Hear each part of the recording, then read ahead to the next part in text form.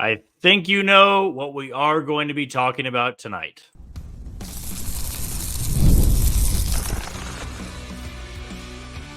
You are Locked On Royals, your daily Kansas City Royals podcast. Part of the Locked On Podcast Network, your team every day. Thank you for tuning in to another edition of Locked On Royals on the Locked On Podcast Network. I'm your host, Jack Johnson. You can find me on Twitter, of course, at JohnnyJ_15. That's at JOHNYJ_15. You also can catch us on wherever you get your podcasts. That could be Spotify, Apple Podcast, Amazon Music, Google Podcast, on Odyssey, and we're on YouTube. Just be sure to hit that follow button and subscribe. Today's show is brought to you by PrizePicks. There's no better time to get in on the action, so head over to PrizePicks in the middle of the NBA playoffs and start placing down some bets so you can win some big-time money. And if you are a first-time listener, of course, welcome in. We love new listeners here on the Locked On Royals channel. If you want to know a little bit more about me, I am based here in Kansas City. I work at Sports Radio 810 WHB, and I do some co-hosting, some producing, and some hosting as well. So I stay pretty busy in the sports world.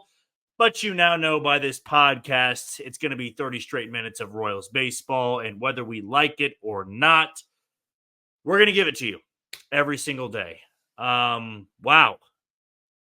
I can't really find the words to get into tonight's episode. I had quite the positive show lined up. And let me be very clear.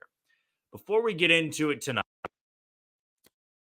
I don't want to be over dramatic with this because at the end of the day, whether this was 10-0 or 6-5, counts the same. It's the tale as old as time. It counts the same. You lose one, it's a loss. The Royals are 5 games over 500. I'm sure if I went back just a couple of years, I'd find worse losses out there. But my goodness, I was out there tonight at Kauffman Stadium.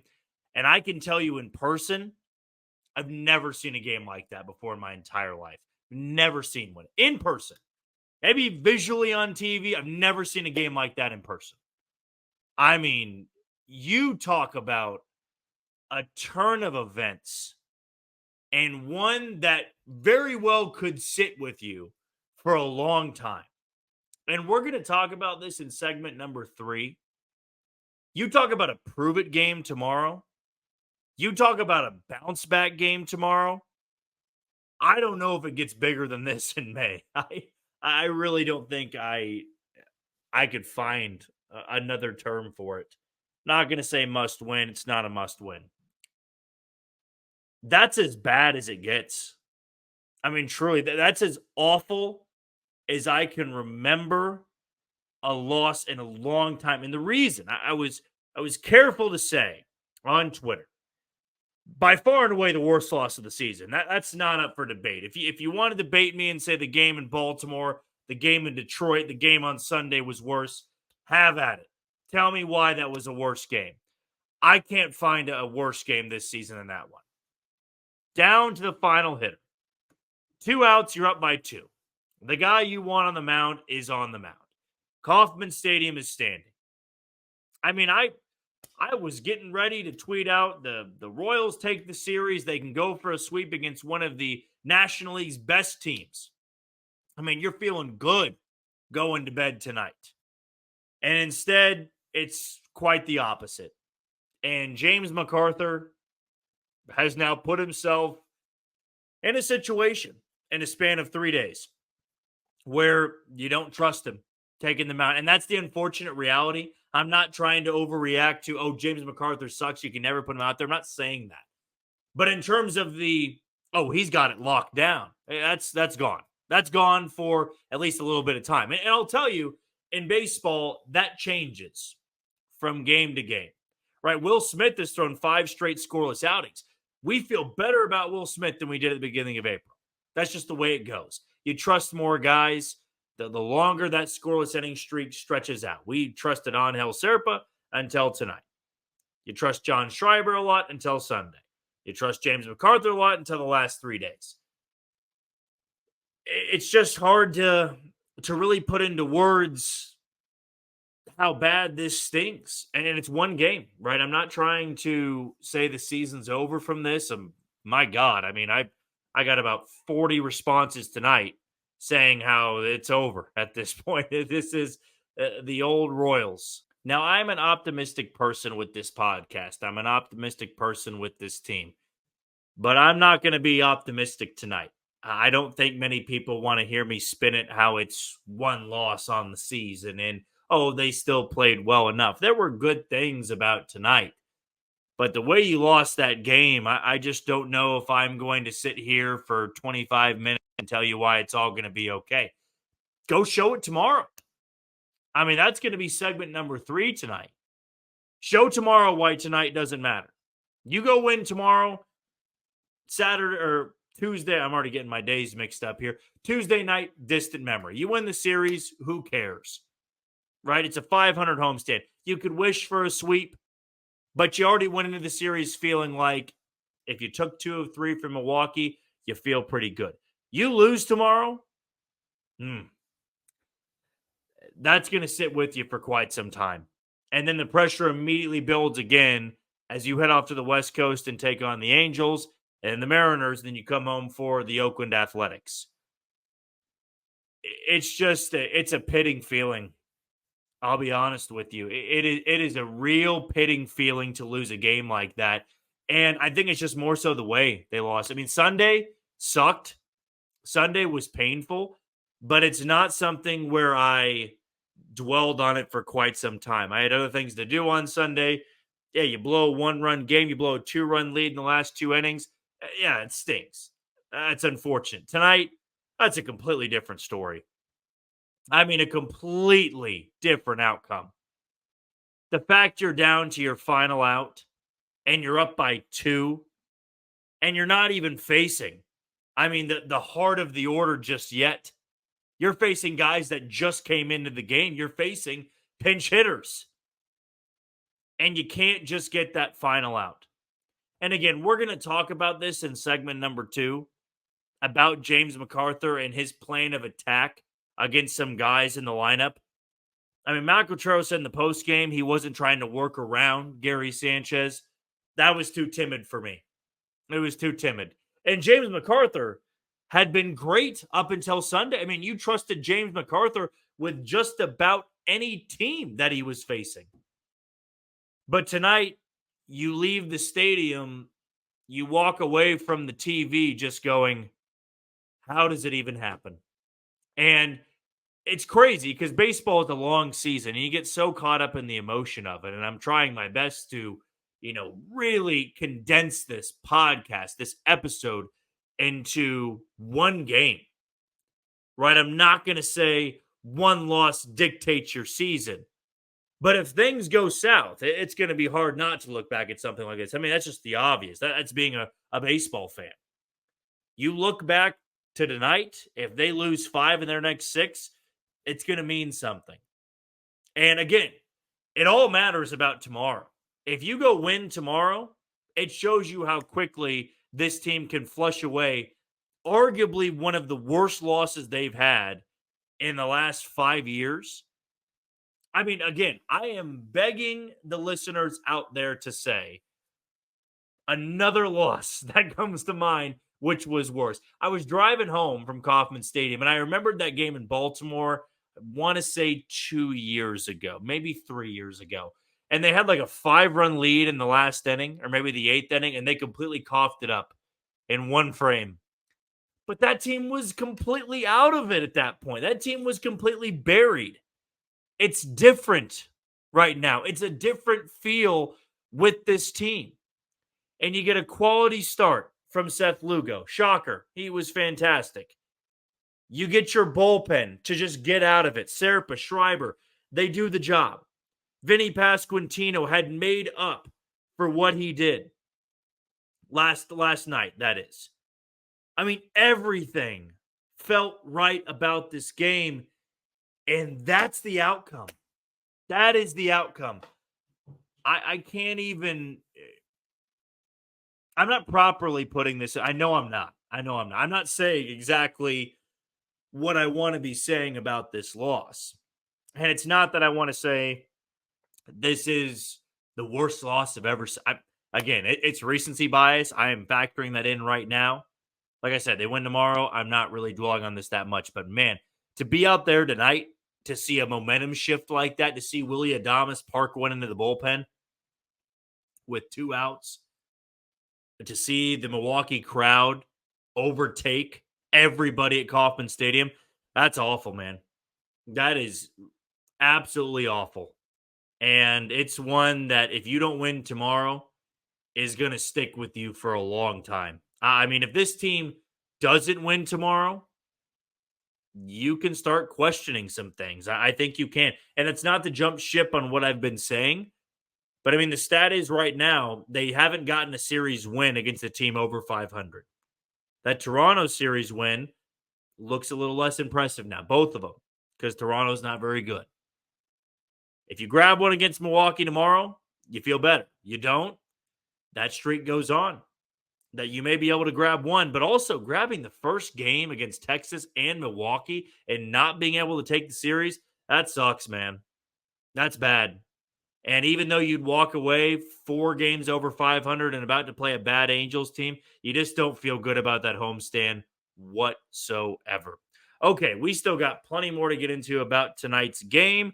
And again, if you have any comments you want to send my way, send them to YouTube or send them on Twitter. But coming up next, let's talk about the closer problem that the Royals have. That's coming up on Locked On Royals. You are tuned into Locked On Royals on the Locked On Podcast Network. I'm your host, Jack Johnson. Be sure to follow me on Twitter or X at JohnnyJ_15 and find us on wherever you get your podcasts. That can be Spotify, Apple Podcast, Amazon Music, Google Podcasts, Odyssey, and we're on YouTube. Just be sure to hit that follow button and subscribe. Before we go any further, a shout out to a couple of the title sponsors today, beginning with PrizePicks. Spring training is over and baseball season is officially underway. Don't miss your chance to add on your favorite players from the diamond in your PrizePicks entries. Whether it's strikeouts, RBIs, or first inning runs, take your pick of more or less and add them to your PrizePicks entries today. You can also get in on the playoff action and up to 100 times your money on PrizePicks as you and the world's best players take the game to a new level during basketball's postseason.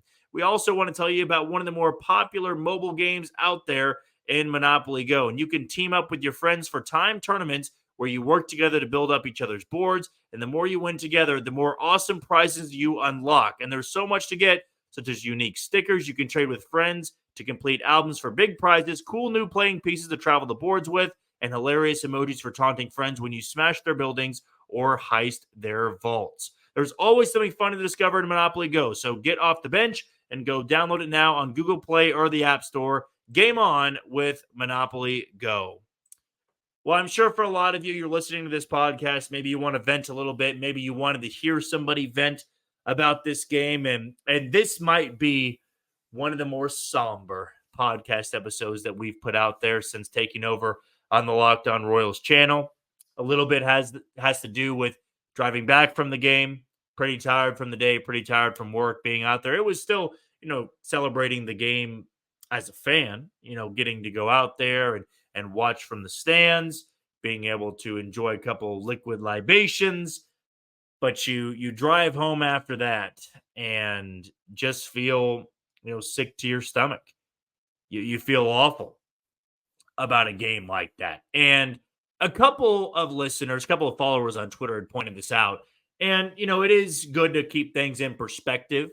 And it was good to keep me in check of maybe not thinking it's as bad as it seems. Because as we open up the podcast episode with, if they would have lost 10-0 tonight, you feel terrible. I mean, that was just an absolute ass kicking. But tonight, it was the fact of just being an out away. I mean, it's completely different from Sunday because Sunday was a 1-run game. And the Rangers tied it up when there were still 2 outs to go. Right? The Brewers had showed no signs in that 9th inning until the 3rd batter of the fray that they were going to make some noise. And James MacArthur has gone from the general, has gone from the guy that can get you a 6-out save to you can't trust him, at least to some people out there. Right now, I don't think Matt Quatrero makes the shift. But you got to be a little bit frustrated that your main guy you expected to close out games had that role taken from him the 2nd week of the season. Will Smith got the closer's role ripped from him 2 weeks into the season. James MacArthur takes it. He racks up 7 saves. You feel like, damn, this is the guy that's going to be there all season long. He's going to be the one that just gives up maybe a couple of runs here and there. But if he does, it's like a 3-run lead and he gives up 1 in a save opportunity. Still fine. He picks up the save. Like, he's the guy to give you 30 saves this year if your team is going to be a contender. And now it's, you can't trust him.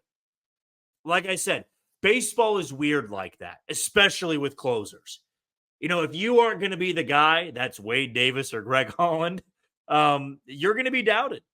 And you're going to be doubted in situations like this. James MacArthur has unfortunately put himself in a little bit of a hole here. He's going to need to go on quite a stretch to earn that trust back of it's automatic. And maybe the Royals don't have an automatic bullpen arm. I mean, John Schreiber's been a little bit shaky on this homestand. Angel Serpa was shaky tonight. They don't really have the big strikeout, and that might be an issue, right? If you don't strike out a lot of guys as a bullpen arm, it's going to be tough to put them away.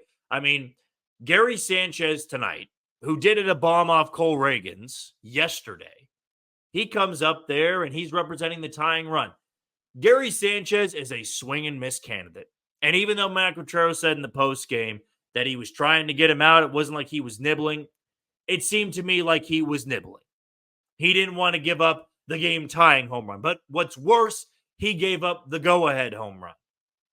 And that's almost where you trust your stuff a little bit more.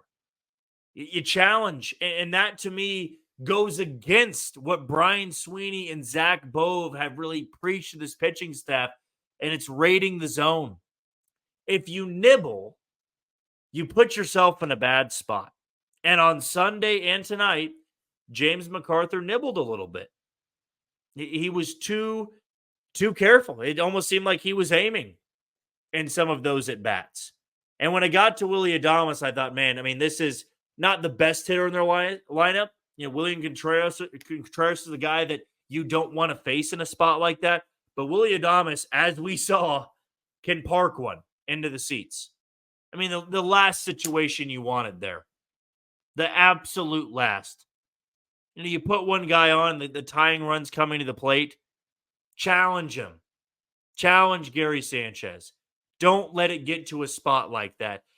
And now, the Royals are in a spot going into tomorrow. Let's say it approaches that spot again. Do you go to MacArthur? Do you go to Will Smith? I mean, the issue is you kind of feel like you're at a crossroads. I mean, James MacArthur should be the guy. He's got the best stuff, it feels like, out of the bullpen. But he's coming off back-to-back blown appearances. It's at least something you have to consider. It's something you have to factor in, with this bullpen. Chris Stratton walked 2 last night. It's not like he's going to be the lights-out answer. And this bullpen overall has not been a liability. It's not been a weakness. The last couple games have certainly showcased the weaknesses they may have. But tonight, almost maximized it or amplified it to the fullest extent. I mean, to lose a game like that, I would probably go, you know what? I'm not going to say probably anymore. I'm going to go on record. I do not think the Royals will have another loss like that this season. And that really isn't as hot takey as I'd like it to be. Maybe if I go one step further, I don't think the Royals are going to experience a gut-wrenching loss like that again this season. Whether they are in contention or not, I can't find another way. I mean, a 2-run lead, 2 outs, nobody on. Maybe if they have a 3-run lead and 2 outs and nobody on and somebody else finds a way to win it. But you go to the probability of winning in that spot, it had to have been 99 point something. It had to have been, especially being at home. And you haven't even gotten to the meat of Milwaukee's order just yet. Oh, goodness. I mean, that's literally one of the titles of our first segment. My goodness, I can't think of another word to go about this. But you can make the case now there's a closer problem in Kansas City. And there's still 5 games over 500. And it's not doom and gloom. That's what I wanted to really highlight in this podcast episode. It's more so me talking it out. I know the comments on Twitter, I know the comments on YouTube are going to be drastic unless they win tomorrow. And that's what we're going to talk about in the final segment of today's episode. But before we do that, a shout out to Locked On Sports Today, a free 24/7 sports streaming channel program to you every day to bring you the biggest stories without all the screaming. Locked On Sports Today brings you can't miss analysis, opinions, news, streaming 24/7 on YouTube or the free Amazon Fire TV channels app. Part of the Locked On Podcast Network, your team every day. Well, tomorrow suddenly becomes very, very important to the Kansas City Royals. We'll talk about it next on Locked On Royals. You are tuning to Locked On Royals on the Locked On Podcast Network. I'm your host, Jack Johnson. You can find me on Twitter or X at JohnnyJ_15. Before we move on to our final segment, let's give a shout out to the final sponsor today in DoorDash. You know, Mother's Day is coming up, and there's no better time to get set up with DoorDash. So give your mom the best this Mother's Day. You can get her gifts as thoughtful as she is with DoorDash. Like from hundreds of expertly crafted bouquets to the best of tech to self-care essentials and more delivered right to her door. You can get 50% off your next order and up to $15 when you spend $15 or more on your next flour, convenience, grocery, or retail order now on DoorDash. So DoorDash is going to be able to take care of you this Mother's Day. Again, 50% off on your next order if you have up to $15 when you spend 15 or more on your next flour, convenience, grocery, or retail order now with the code LOCKEDONMLB. That's LOCKEDONMLB, LOCKEDONMLB. Order using DoorDash today, and those terms apply. Well, it wasn't going to be this way if the Royals had hung on tonight. If the Royals had hung on to tonight, I think Wednesday would have been if you get it, great. You get a sweep, and you feel really good going to the West Coast to take on the Angels in your West Coast road trip. A bad Angels team, I might add. Though they did win 9-0 tonight over the Pittsburgh Pirates on the road. All of a sudden, though, Wednesday becomes vitally important to this club. Vitally important. The way you lose tonight, the only way you can ease the pain of a loss like that is just winning immediately. And that, I will always say, is the best thing about baseball. You know, I'm a big basketball and football fan. There's nothing worse than blowing a game in basketball or football and having to wait multiple days to fix that. Right? I'm a big Kansas City Chiefs fan, of course. I've grown up here my entire life. I promise this isn't a bandwagon thing. But, you know, when they were struggling in the regular season, when they lose, even though some of those games weren't blown leads, but when they lose and you had to stick with that for a full week, it didn't make going into work fun at all, especially at a radio station when you have to talk about it over and over and over again. But the good thing with baseball, it's so easy to erase a bad loss. It's so easy to also not capitalize on a great win. And that tomorrow is what I'm going to be looking for. Tomorrow is going to tell us a lot about this baseball club. I truly feel that way. You got Brady Singer on the bump, Joe Ross going for Milwaukee, somebody who struggled this season. But you talk about a prove-it game. You talk about a game that can define you and how quickly you can erase the most soul-crushing loss you could potentially draw up in the month of May. That's the funny thing. I couldn't imagine this being a playoff game, and we've seen some awful defeats. What's funny enough is about 2 days ago, I was watching the Catching Hell documentary to Steve Bartman, play with the Cubs, and it opens up, if you've seen it before, that 30 for 30, Bill Buckner at first base. Like going through that in Game 6 of the World Series, you're down to the final out, and that happens. Like, let's not compare that to what happened tonight. But in terms of May, in terms of how everybody in that stadium was feeling up until that moment, I've never seen a shift like that. I truly have not. That was so surreal in a bad way of an experience I had at Kauffman Stadium in my life. Like, let me reiterate, in my life. And again, some people out there maybe listening, maybe not, but you've been a Royals fan since the 70s. I wasn't born in that era. I wasn't born in the 80s. I didn't experience the early 90s. I wasn't born yet. Maybe that makes you feel old. I'm just stating the truth right now. So if you've experienced something like that, I'd love to hear it, number one. I'm not trying to minimize your experience, but in my 25 years, seeing something like that firsthand was like this out of body feel. It was almost every single time in my life that I had seen the fans rise to their feet at Kauffman Stadium for the final out. I don't think I had seen a situation where the Royals had blown it after that, even in one-run games. Like when I would stand up, it's almost automatic. It's like you're down to your final out. Somebody's rolling over. Somebody's popping up. Somebody's striking out. Didn't happen tonight. And again, baseball is that sport where you got to just shower it off, move on. Right? You're hoping, and I would imagine this is the case because if you hang up on one loss for too long, that's only going to hurt you in the long run. But to me, tomorrow is going to be interesting because Milwaukee's going to be rolling in with all that juice, all that momentum. We were down to our final out, and we found a way to win. We were about to lose this series and try to hold off a sweep tomorrow against the Royals team that maybe we underestimated going into the series. But tomorrow is going to tell us a lot. If the Royals get smoked tomorrow, you can probably sum up that loss had a lasting impact on them. That loss was not easy to overcome. If it's a close loss tomorrow, you might just chalk it up that Milwaukee had the juice and they were able to carry that into another win. And again, that streak carries on if you haven't won a series against a team with a winning record. But if you win tomorrow, Brady Singer on the bump. It's your getaway game. It's a day game. Crowd's not going to be very big. You win tomorrow. I promise you this loss tonight is going to be in the rearview mirror. You'll look at the series and go, it should have been a sweep, and everybody knows that. But you win, you move on, you're playing a bad team next. And even if they do lose, it's not the end-all, be-all. Like, again, I'm trying to convey this message tonight of saying I'm not going to be the overly optimistic, positive guy that I've tried to be throughout this podcast and try to give you more so reason and more so of a better view on things. Tonight, I didn't want to do that. But I also didn't want to just completely flip to another side and say, this team is hopeless. They're never going to be good, because it's not the case.